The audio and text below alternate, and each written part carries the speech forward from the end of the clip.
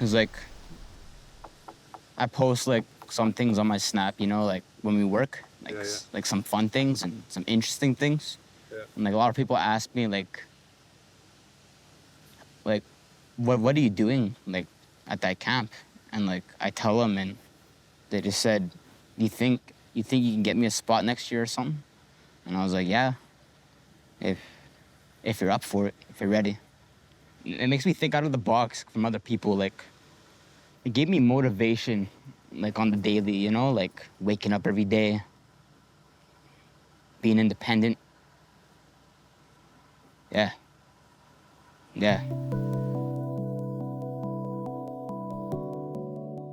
When we first planned out this documentary, we were supposed to bring Meg and Jourdain. During our first Zoom, I invited the wrong Meg and Jourdain, and they were like, who the hell's this? After this, something unexpected happened, and these things happen in our Indigenous communities, and now we'd lost our whole story. Meg and Jourdain dropped out. Originally, we were supposed to, kind of go across Canada with her and meet all these youth, kind of this youth perspective, fresh, exciting. And now we had no more of that. I landed another gig to help out a friend, and we flew up to Nescandiga, a trip I'd be filming and streaming. And my helper was this kid named Antoine Munoz. A day later, he was going through the death of his cousin. Something happened in Thunder Bay, and I offered him a chance to heal on our trip. I said, come join the documentary. And sure enough, we went and interviewed Megan, and she knew him, and they knew each other. And that's when I found out he was actually a past OYEP graduate who Dave knew. In Nescandiga, I was able to kind of witness his confidence, and it was him and all these youth told these chiefs at the Matawa AGM annual general meeting what they wanted, why teens were going missing, why they were using drugs, and why they'd sometimes die. So I think that we need internal change, not just like external, like buildings and all that, because you could build all the buildings you want and host all the events you can, but that's not gonna change what's happening inside. And so we hit the road not knowing what this story was gonna be. So I guess this is that story.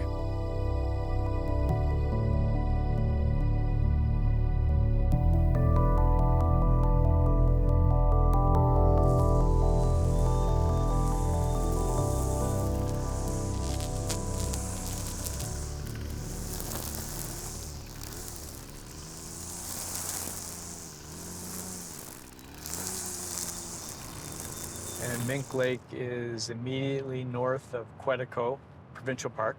It is formerly an Ontario Ranger camp. In recent years, the community of Gakajiwanong, or Lac LaCroix, took over the site from the MNR. The camp itself houses around 24 youth, plus 5 crew leaders in training, plus a supervisor and a cook. So what is OYEP? OYEP, or the Outland Youth Employment Program, which is a program I think was called the First Nations Ranger Program before. It's a program contained within the Dexterra Community Initiatives nonprofit. And from what I can tell, they actively try to work with communities near where they work or contract. So if there's a First Nation near them, they'll try to work with them, get them to be involved. So since roughly 2000, they've run programs that give a couple high school course credits, first aid training, mining, environmental certifications, chainsaw training, driver's license prep. Anecdotally, people seem to like when Indigenous youth come from these programs when it comes to hiring. So there's that too. And a ton of partners support them. So that's kind of just what I discovered. Lots of bug dope here. Sorry, I'm just in the. Oh, no, you're... We're in the middle of a lot of. Logistics and Yeah. stuff. So Candace, yeah. what's your role? Because you could just I'm describe. the Ontario Operations Coordinator. Yeah. So a big change up with supervisor change here at Mink. So that's. Yeah, we just got somebody. You did? Yeah. Okay. I'm Dave. Dave, right. Yeah. I've heard lots about you. Yeah, okay. And this is our film crew. Oh, hi, guys. I just Tony. came out of the swamp, so I'm... Hey, all right. What's your story? How come you're here? I'm a tree planter. I just finished my 3rd season. Excellent. Good for you. I tree planted with Outland in my 1st year. Okay. And my best friend did the OYEP program for Normandy last year, and she loved it. And I also work at Matawa, and Mark works closely with Matawa, and he told me that I would love the job. So I was like, yeah, great. It sounds like the best of both worlds. Is that Daisha? No. No? This is Gweck. Gweck. Hey, Gweck. That's I'm Gweck. Dave. This is Dave. This is I know. Gweck's one of, I'll sign up a camera and Gweck stuff. How are you doing? good. Gweck is How are one you? of the crew bosses.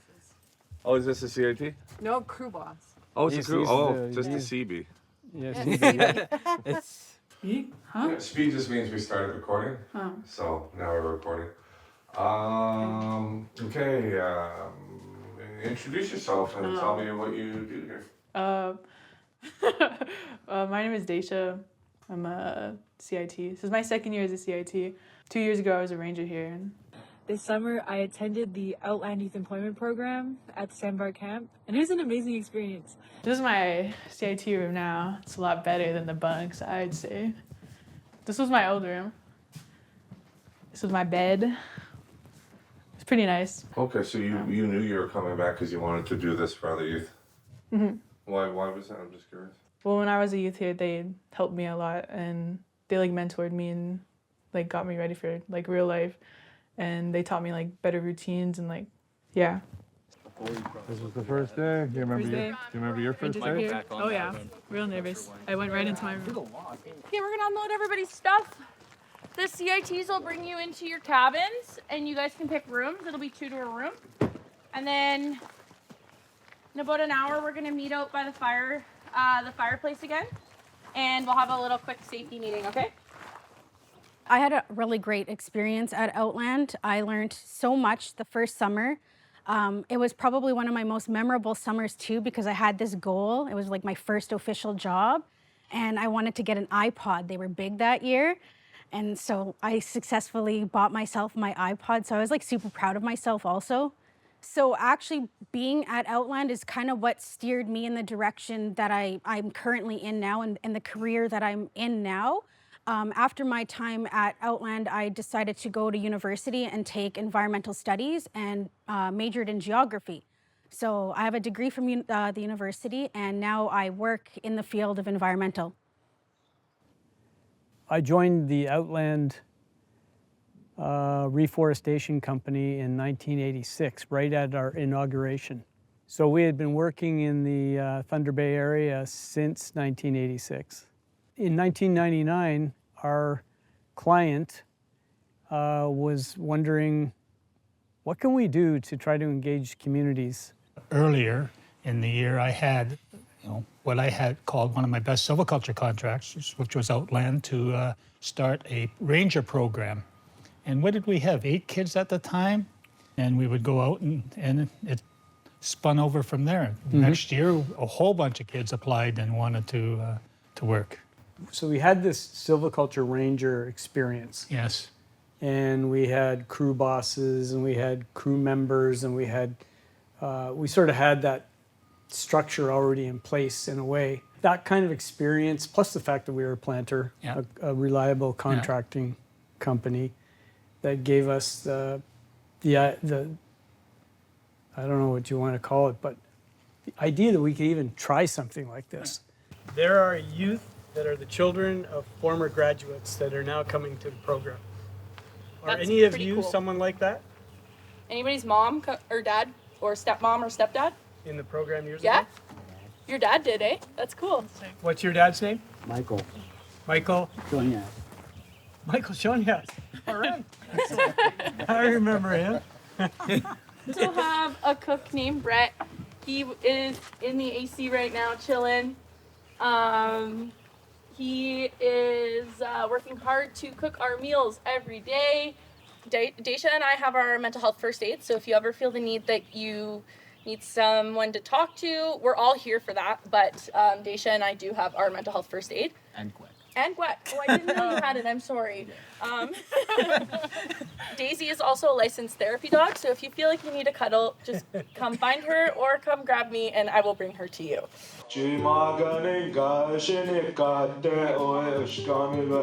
Hello, I'm Dan Friday, and I'd like to give a little bit of my experience here at Outland. Actually, first, can I get all the people from St. Her and Lacroix to stand up, please? Hey, Midwich, I'm related to you all. A guided tour. All right. Where am I looking? Look at camera. All right, we're here at Esker Lakes Provincial Park, just in Northern Ontario in Temiskaming region. And we're here for 6 weeks. Yeah? Cool. Give us a tour. Give you a tour.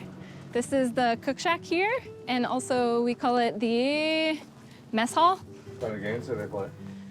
Dutch Blitz. Have you ever played Dutch Blitz? No. Dutch Blitz is good fun. Maybe we'll get a game going. So everything here that is a wooden cabin is accommodations. Yeah, it's so boring. No, it's good. This is good. Yeah? Okay. Your favorite color? Yellow. Yeah, yellow. Whose favorite color is yellow? I've never heard anyone say yellow. Really? Okay, no, I'm just joking. I love that your favorite color is yellow, even though I've never heard of that. Okay, quick interview. Blue. I wasn't going to ask you that question. Oh. I'm going to ask you something new. What's your favorite animal? They get working at heights, working in confined spaces. This year we're having Keepers of the Circle come in to teach medicinal plants. What else do they get? They get to go to Northern College. They get to learn how to weld, which is pretty sweet. Do you know how to weld? I don't know how to weld, but I'm looking forward to taking that course. Yeah. So you're learning as well? I'm learning as well. They also get their chainsaw certificate. So because it's Trans-Canada Week while we're here, we do a full week of maintenance. They do some brush saw and opening up the trails, and if trails are not working properly, like flooding, they learn how to build them properly so that they are safe for users of the park. So it's a really stacked resume that they build here, plus they get those credits, which helps them just graduate. Cool. She's pretty good, huh? I'm actually like blacking out. I have no idea what I'm saying. You know, you're just like... Yeah. So are you crew bosses in training? Are you crew bosses now, or what's Yeah, we're crew bosses now. So we did like 2 years of ranger and then 1 year CIT. What does this program give Indigenous youth? Like, did it give you anything? Like, were you already two confident souls? Like, yeah, we're gonna take over the world. Or... I always found myself as a natural leader, and I always tried to be the best. But I can really see like the change from the start of the season. People are always shy, and then they come out of their shell, and they're really great people, and you see leaders in people that you wouldn't before. The basic training to get people ready to do this job, we train them all, like all the it's modules that we train them all: fire behavior, basic skills, suppression, all the terminology. Let's say they live in a northern community, they're really looking for people that know how to fight fire. And I just finished training in Pewanik, which is up by Hudson's Bay. Same thing. They've had fires, and they told me when they went out, they were disorganized because they didn't have the skills. Now they have a structure, and so these folks are prepared to maybe go into this as a career or go back to their communities, which is really good. Water, make sure now, and this is the part, kind of a little bit tricky, you just let it hiss for a while. Let it get some pressure off, and then open up. Have you got a good grab on it? Yeah, I'm good. Okay, hang on tight, so I'm gonna let it jerk a bit. See what happens if I go like this? Not good, that's not good. Now roll it back in nice so you don't pinch it. Yeah, roll it back in, good. Now, 2 hands, one underneath, one on top, and squeeze it shut. Start. Strangling. Yep. Perfect. Pull your hose just a bit forward to start with. Once that's over, roll it back in as far as you can. Okay, yell strangling. Strangling. And squeeze it off. Perfect. Nice. When he's ready, he's gonna yell water. Water. So we're about to head into day 3 of this dock, and what's weird is it's been serendipity this whole time. From me going into Scandiga on a filling contract to getting Antoine, who joined us on the documentary, as our second cameraman and assist. To him knowing Clyde Munoz, who we interviewed earlier in the doc, to just meeting people who know him in other camps, to Megan Jourdain knowing Antoine, to David Bradley, and just like all these interconnections. It's a small world maybe, but it also feels like this is the right time to do this doc. And I just ran over myself, but I'm not going to show pain on camera because it didn't hurt at all.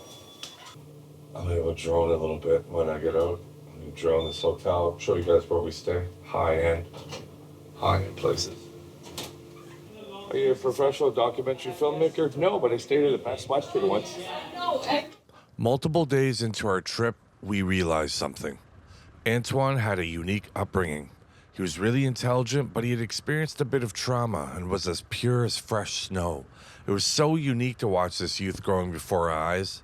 We brought him for his first pho, his first amazing sushi. Everywhere you brought him, it was better because he had never seen it or experienced this type of thing before. I think that's the exact same thing OYEP does. Canada just assumes all youth experience the same thing. And while the sky's the limit for non-Indigenous, sometimes we don't even get a chance to fly.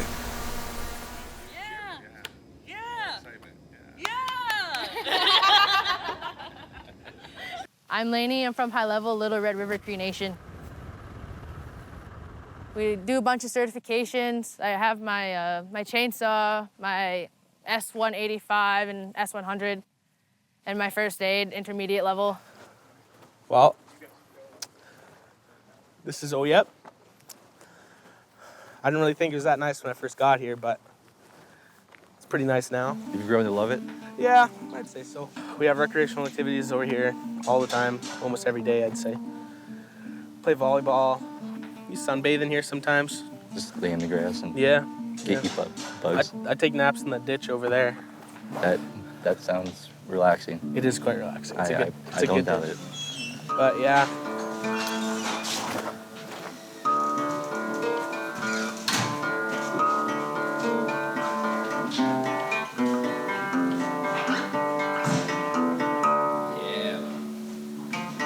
Here we have the teepee. We have fires there every night.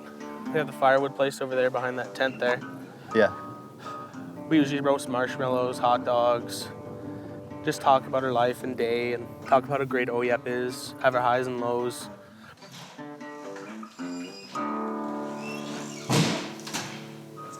That's all I got. No, I just sing This is Sophie Steele's cabin, or tent. She sleeps there. There? Yeah. Oh, I don't know why she'd do that to herself, but to each of their own, I'd say. What I've enjoyed the most being here, I think, is watching all of their confidence and grow and their personalities come out over the weeks. Like a lot of them, the first few days were pretending to be super shy. And Is you or super shy? Yeah, it was Jesse. No. And Kyle. You sure? And Kyle. Are you super shy? What's in your mouth? Photo? Fall it out like. It's a really great opportunity for them to see like their own personal limits and like how much they actually are capable of, and like they're all doing things that I think they like maybe didn't think that they would or like couldn't see themselves doing 3 weeks ago, and now they're all doing it and killing it. And Sophie Steele, she's the crew leader. She's a good crew leader, I'd say. Great person, great taste of music. She's a good person, I'd say. Probably one of my favorites. What kind of music do you like? What kind of music do I like? Well, lots of country.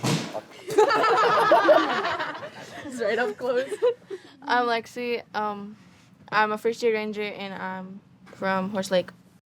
Thank you for coming to see us. Graduate from the First Nations.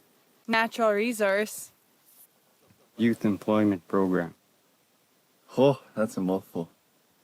Our summer has been filled with, to go through the program 2012, come back, 12 years later, for me to do this on behalf of Wailu, I think would be impactful, Upon reflecting on my experience, for me at that age, I was young, I was shy, and, I didn't know anybody besides my brother and my niece who were also going to the program. So coming to the pickup spot, to go to the camp, it was a very, tough moment for me at that age because I have never experienced, branching out, beyond my inner circle. And, for someone who, who has grown up with challenges of poverty and food security, it's, for me to attend this program was very impactful. It is an unfortunate reality that many of our Indigenous people, including our youth, often are living in poverty, are living, by paycheck to paycheck. So they may not have the opportunity to, have a hot breakfast, a hot dinner every day.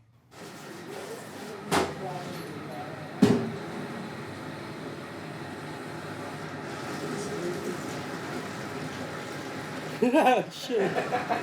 My name's Dennis, and I'm a cook, and I feed these kids this summer program. We're cooking roast beef and mashed potatoes, just basic. Can you pick that whole thing up and fight it for me? No. But what's it like feeding all these kids, all these youths? It's good. Get to know them. A lot of them. How long have you been part of this program? Just this summer, just first time. Oh yeah, you're gonna be starting next summer? Or... Yeah, I love it. It's a good gig. Yeah. Yeah. That's cool today. Going through this program is able to provide, those basic necessities of life for the participants. Looking beyond that, you have the opportunity for employment. You have the opportunity to gain experience, training. But looking beyond those, the basics of that, as a participant, you also learn structure. You also learn work ethic. You also learn about, safety.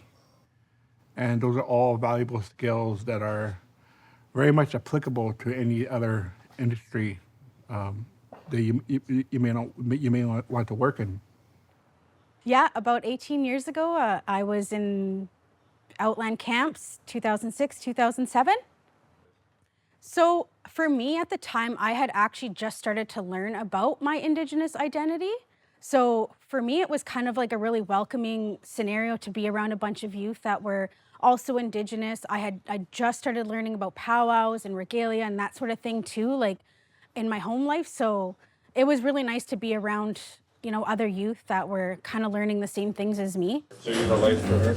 All right, David.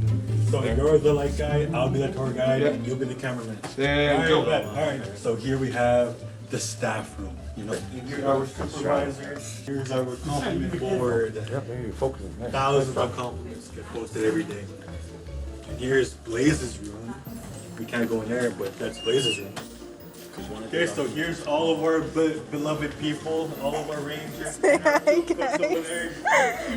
Amen, other cooks over there. The girls' room, but I can't go in there, but the camera can. Come on. I want my girl there.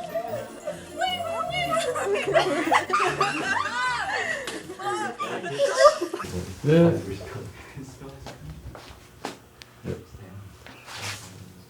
Twist this around into a ball. Pull it tight. Okay, can you take your hand out of there now? No, I'm gonna lift it up and you tell me where it feels comfortable. Drop your elbow into the bag. How's that? That's good. There you go. And we tie that off. I learned how to tie a splint, and what else did we do this morning? Just one thing. CPR. Standard CPR. Which one? I learned how to do CPR on a baby.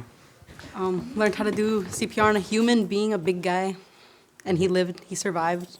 Why did you specify human being? Because that's the CPR on a human being. Over here, I hear you laughing. I learned how to splint for broken bones. So that's some good splitting. Some good splitting. I learned how to bandage a wound. What did you learn? I didn't learn anything. He did 4 years of this program. I don't think he remembers. I was too busy reminiscing about how this all reminded me of those 4 years, I guess. What I found in the program, honestly, I found myself in it. And also, like, in that, I also want to help youth find themselves too, because it's honestly really hard. Like, growing up in the reserves, you don't know what you want to do or really what there is until you actually come out and get paid work training or training in general. And or getting out of your community, you just don't realize that's a opportunity until you actually take it. Or I knew right away that I wanted to work in the bush, and that's why I chose to come to OYEP. But OYEP really honed that I wanted to do work advocating for Indigenous communities. A part of my journey is becoming a lawyer, and that's what I'm working towards right now. And working with so many different individuals from different communities and learning about their stories has really honed that niche for me and has given me motivation to do what I want to do. I know, like, the tree planting is always the most exciting thing. Everyone's looking forward to it and can't believe we're gonna go plant trees, and wow, those highballers from Outland, how do they do it?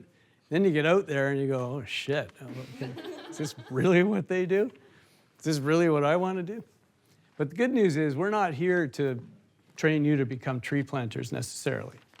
We're here to help you find out who you are and become the person you want to be and be empowered to do what you want to do in life. One thing, and I've noticed this before, was this kind of commonality to problems of Indigenous youth across Canada, whether it's food security, identity, whether it's the constant crisis in life, constant stress that's making them sick. It's proven, it's studied and proven medically. You add that to the food insecurity, the poverty, and the loss. You have a formula that I know too well that limits success or creates people who don't know to even care about success. OYEP appears to me, from all my trips in this doc, to be a healing tool, not because it was designed that way, but because it's allowing youth to simply not be stressed.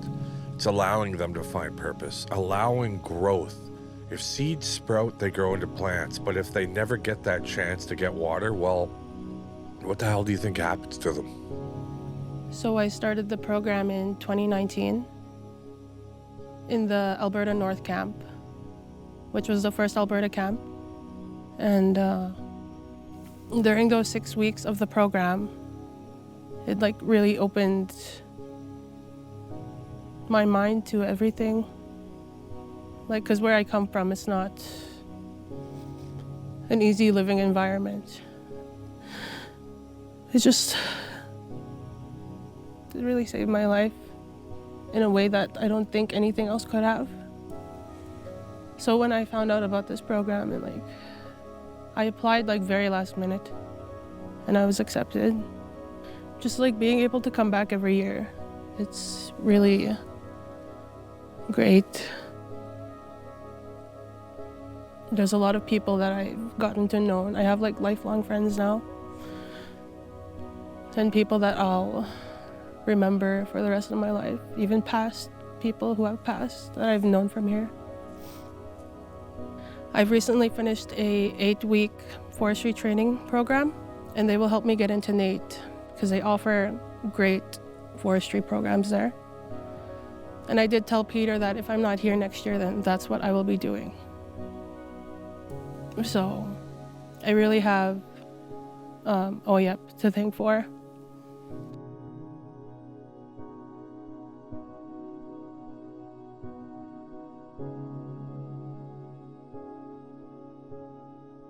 What's going on, boys? Day Media, we're in Dauphin, Manitoba.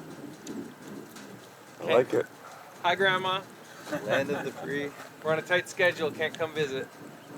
Adrian, your grandma lives in where? What are we doing? She lives in Dauphin, Manitoba. She's only going to be here for a few more weeks. She's moving out west to be closer with my uncle. And this will be a nice surprise if I go knock on her door. On our trip up to Birch River, it just happens we're going to pop by your grandmother in the middle of nowhere on a farm. In the middle of nowhere. Doors open to the calendar again on 7:30 ckdm.com. The Fort Dog She's still dry? is hosting a yard sale fundraiser this Friday, August 9th. All right. Running from 10 Go, to I try not to think about 92. She's 92? Yeah. She had a pickup truck up until a few months ago. Sick. Let's go, Grandma. There's many fishermen.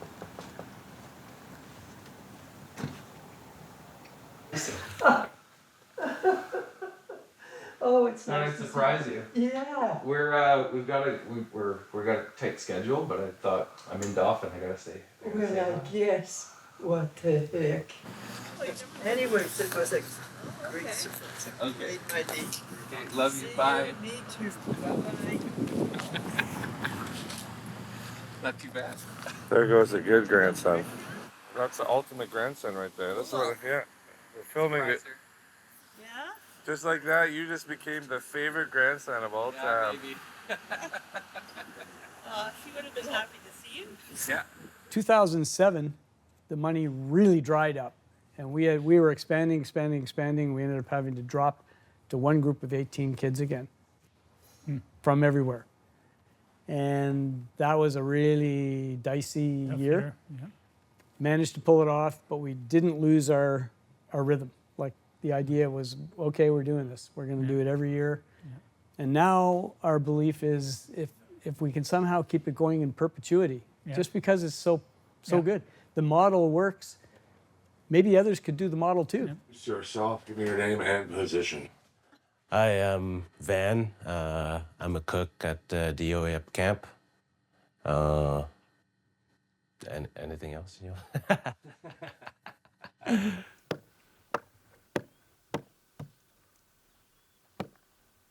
Nice. Yeah. No, that was good. That was good. Nice. Yeah. Okay. Yeah, nice. Kim? Because it was a flat hand. This is a flat hand. Go. I'm having a stroke. My philosophy as a supervisor is to always be available if people need to talk to you. Because if you're hidden away, just doing paperwork and all that stuff all the time, which is a major part of the supervisor job, but then they don't see you, they don't get to know you, they don't form a relationship with you, they don't feel comfortable coming to you with their problems. What's going on with the nursery? Looking at some trees. You like trees? Yeah. Love them. Do you like trees? They're alright. All right. When people, staff and rangers have problems, they want to be heard. So listening, like having a conversation is the biggest thing for me, because if you have that conversation, then they can understand where you're coming from and why maybe you have to do one thing a certain way, but then they can tell you what their issue is. And then you can have a conversation and come up with a solution that works for everyone. All right, Utes. Hello, Utes. What are you doing here today? Oh, not much. Just chilling. We're currently on a tour on a break right now, just having a smoke break, you know? We're touring the nursery! Yay! Trees! We went around the trees over there. We saw the production of what they do with the seeds. We saw the machinery, although they're not being used. She pointed out what the machinery is and what it does for the seedlings. How was your experience with the life cycle of trees? Just a thumb up? Yep. Oh, I'm Brody Joseph, and I'm the CIT. Is that what you want? Yep. Okay, and I did 2 years of, first year and the second year ranger, and then I did 3 years of crew leader and training. I'm not a crew leader because I don't have full license or my license, so still working on that. And You find you're getting a good networking here, like meeting the people in yeah, OYEP and yeah, stuff? for sure. I met a lot of people throughout the 5 years I've been doing it. And I still keep in contact with most of them, so it's pretty good.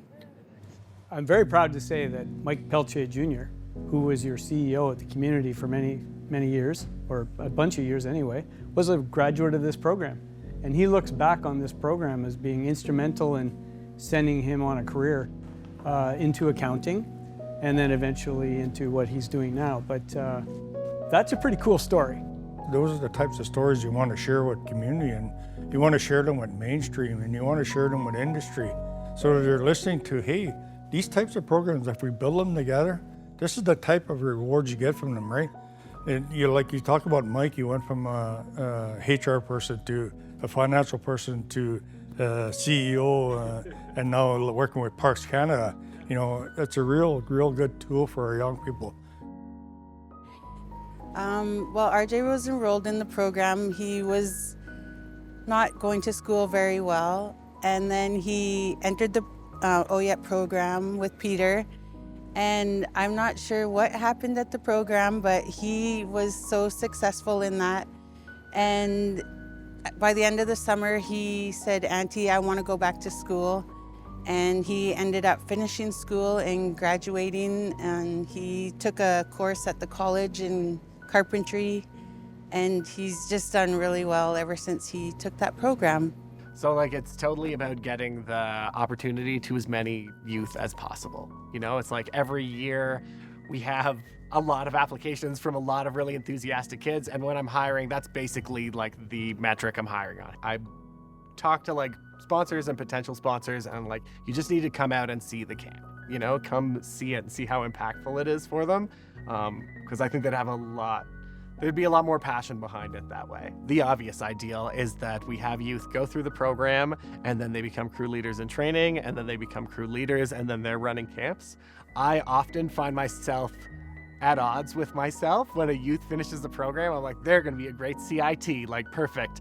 And then they come and they do it, and then they get their driver's license, and I'm like, oh my God, they've crossed that hurdle. Now they can be a crew leader, now they can run a camp. And then I talk to them halfway through the year, and they're like, oh, I got like this amazing full-time stable job that's exactly what I wanna do. And I'm like, damn it, great. It's like, that's the purpose of the program, to get them set up, to help support them in getting set up, doing what they want to do, but then it works, and they don't have time to come back and be staff.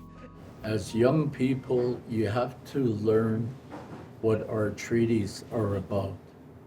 When you share this beauty that surrounds you, you have to know why you're still stewards of the land. Before being a treaty Indian, we were the first people of this land. And we're always going to be stewards of this land till the sun quits shining, the grass quits growing, the wind quits blowing, and the water quits flowing. We're always going to be here. And I pray the future, that it'll continue, our people will continue. Even though we share this land with other nationalities. And that's what we continue teaching our young people. And maybe one day they're going to be leaders on the reserve, or they're going to have good jobs off the reserve. After such a challenging year, it's hard to think of your successes other than the immediate ones in front of your face at the end of a program. But I think, we spoke about this earlier, and you said, how are you going to do the next 25 years? I think 25 years is a pretty big success in its own right. Not that I was part of it for that long, but, the legacy of something like that is so strong. That there's not been a single summer that OYEP hasn't operated in some capacity. It might look a little different, but the feel is still there, and the outcomes are still there. So from that standpoint, the program itself is inherently its own success, I'd say. Every year we have to fundraise for it. Very little multi-year commitments that we can get for something, and yet we've committed our whole careers to it at this point, and youth and communities have committed their futures on it, so that's big. Sarah? Yeah, I've come to change my thinking about this recently. It's been in it with so long, and sometimes, the language gets repetitive and you sort of lose focus. But I really come back to that word network, but I think of it more, Kaylee and I came up through the tree planting world, and it's pretty unbelievable the bonds that you form in such a short amount of time. It's kind of like speed dating. but you're speed making friends, and those friendships last forever. And I was reflecting with my husband, who's also a tree planter, about what I assume the youth are experiencing, and they're experiencing that same magic of what we did in tree planting. You know, you bond over things that are really challenging. The fact that you've gone through those things together. You know, OYEP is really challenging on a lot of different levels. And now these youth have shared experiences, just like we had shared experiences at planting. And, you know, we always say, oh, back at planting or whatever. And we have that connection forever. And all of a sudden, the model that we chose right off the bat seemed to work. When those youth came after the first 6 days off, that's when I knew. All 18 came back to that camp.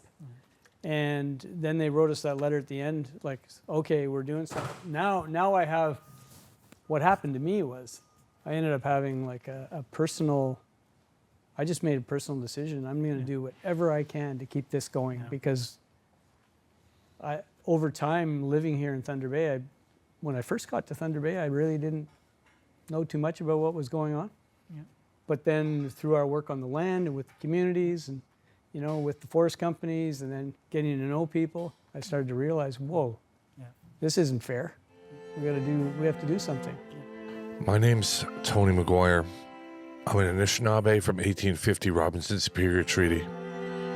And, you know, the only criticism I ever heard of this organization was that it was being delivered by a non-Indigenous organization.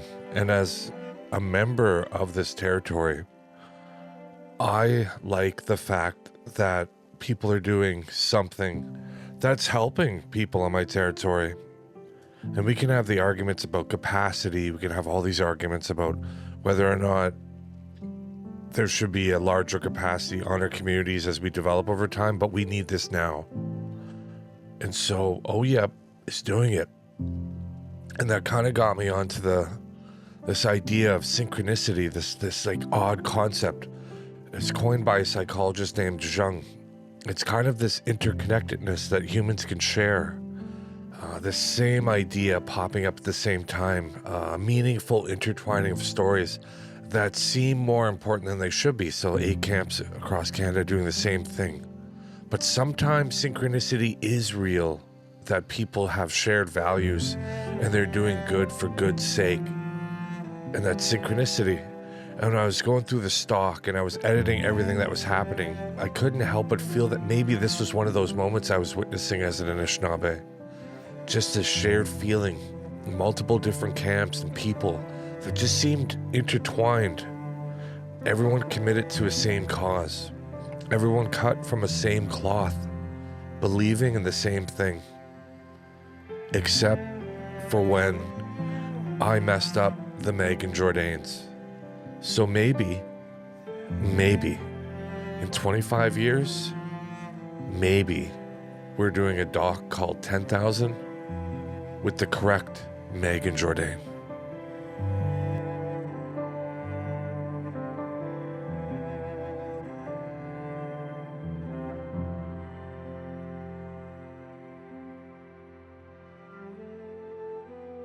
I'm Tricia Kaplan, and I'm the Director of Trail Inclusion Initiatives at Trans-Canada Trail.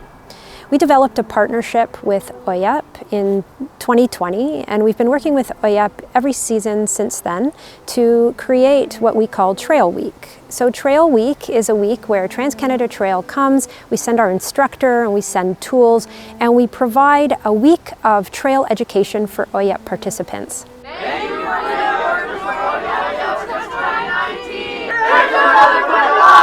The other camp was way louder. Oh. 3, 2, 1. Here's to another 25. Look forward to seeing you guys in the future. The resource sector needs talented youth and a workforce that supports our industry, and this program supports recruiting that kind of talent that we need. Here's to 1,000 more. 25!